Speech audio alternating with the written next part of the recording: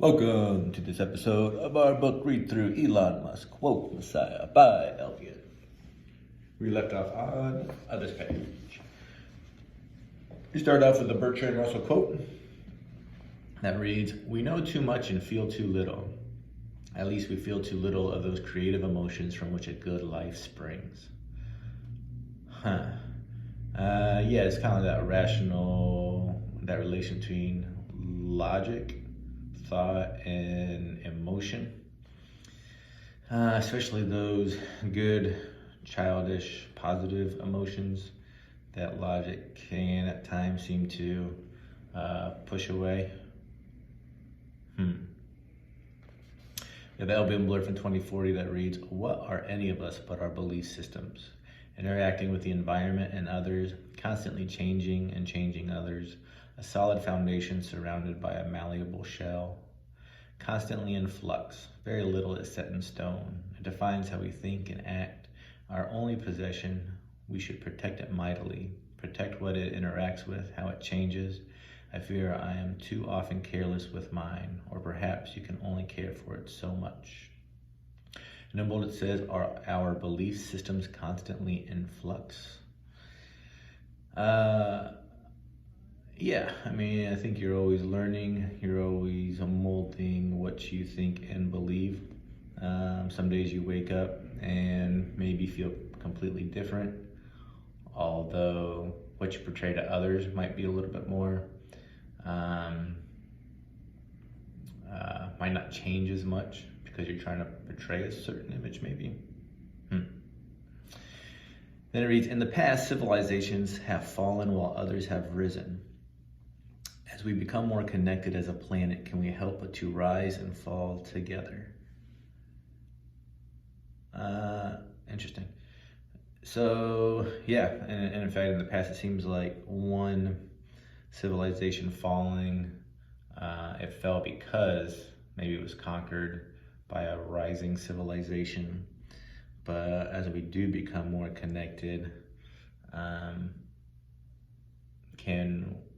can one civilization fall without affecting all the others? It seems like it would be harder to do. Maybe there's a lesson in that. Next page, we got a positive word. Study. Study. Never stop studying. Never stop learning. Yeah, like that. LBM blurb from 2055 reads, "I met some great people, people who questioned and thought and pondered, people who praised logic, people who praised faith. But perhaps most importantly, people with an open mind, people with a humble soul and a spirit of non-judgment. We would conversate and discuss and argue and debate. Days we would lift each other up, finding new intellectual heights. Days we could agree on the color of grass, but not the color of the sky, and sometimes neither." So this almost sounds like another experience he had. And in bold it says, "People with a humble soul and spirit of non-judgment would conversate and discuss and argue and debate." Yeah, and I think the important part there is probably humble soul and spirit of non-judgment. It's not about them agreeing. It's really about how they communicate, right? That seems huge. If you can do that humbly and with the spirit of non-judgment. You're gonna judge, but at least have an open mind. Then you're almost wanting different opinions. It's fun to talk to someone with different opinions. If you feel like you're not gonna get attacked and you know you're not gonna attack them. Otherwise that communication is just shut down so quickly. Another lesson to learn probably. Bertrand Russell quote, it reads, "Logic was formerly the art of drawing inferences. It has now become the art of abstaining from inferences, since it has appeared that the inferences we feel naturally inclined to make are hardly ever valid." When you're making a hypothesis, I think you have to maybe start from an inference based on previous knowledge. and he's talked about this in other quotes. You got to be careful not trying to prove your inference, your initial inference, and just go with the data. And most often it's probably going to prove that inference wrong, but doesn't mean you don't learn something else, something equally as valid. Next page, Bertrand Russell quote. Again, a lot of Bertrand Russell quotes. And it says, some things are believed because people feel as if they must be true, and in such cases, an immense weight of evidence is necessary to dispel the belief. Yeah, and he's rung that bell earlier in the book. You're more likely to believe new evidence if it supports your present beliefs, so you got to be wary of that, I guess. Then we have LBM blurb from 2059 that reads, would my loves exist if society despised them? Would my enemies be such if society exalted them? Would my values be the same if society differed? Who would I be if left to my own devices, affected only by nature and my soul, different for sure, but how? Perhaps society is part of my nature. Perhaps society simply is what it is. It is part of me. I am part of it. Yeah, so in the book it's talked about removing one from society and how that would affect your development, but it's more of seems like a thought experiment, as it's not really possible to remove all those influences, but it does make you think how much of what you believe and think is good or bad is based on what those around you believe and think is good or bad. And it said, would my values be the same as society differed? Probably. Then we have a heading that says, hey Elon, do you like to travel? If so, what do you like about it, and what are some of your favorite places to visit? Yeah, it seemed like he's too busy to travel for anything other than work.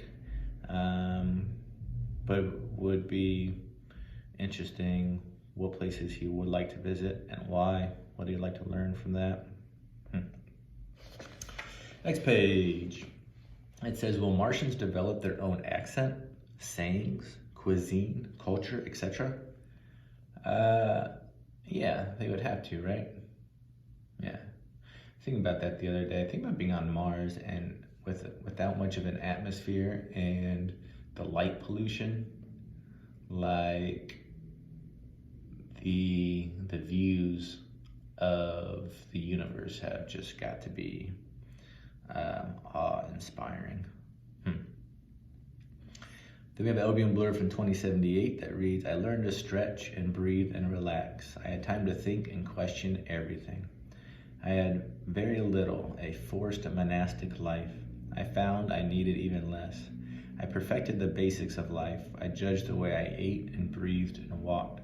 I became an artist of everyday life. You do not need anything to evolve, nothing that is not already in your mind, nothing that is not already in your soul. And in bold it says, question everything in your soul. And then parentheses it says, that's deep. Yeah, I like that though. It reminds me of when it's talking about the Martian students and how they're taught to lead the simplest life, and they can build on that if they want. But I think if you build on something so quickly without really exploring those fundamentals, then you probably miss a lot, maybe. Another Bertrand Russell quote, and it reads, a truly scientific philosophy will be more humble, more piecemeal, more arduous, offering less glitter of outward mirage to flatter fallacious hopes, but more indifferent to fate and more capable of accepting the world without the tyrannous imposition of our human and temporary demands. Whoa, that's a mouthful. What is it saying? A scientific philosophy. Yeah, it might not, it is probably going to be messy. It may not, yeah. It's going to be hard and arduous. You're probably not gonna be able to describe it in, a sentence or two or paragraph. It's gonna be very nuanced, and it's probably gonna have to change as you learn more, because it's probably gonna have the understanding that we don't know so much. But it will be harder to disprove, it sounds like. I think we all want stuff in a nice little box that we can understand really quickly, but sometimes the truth is messy, it seems.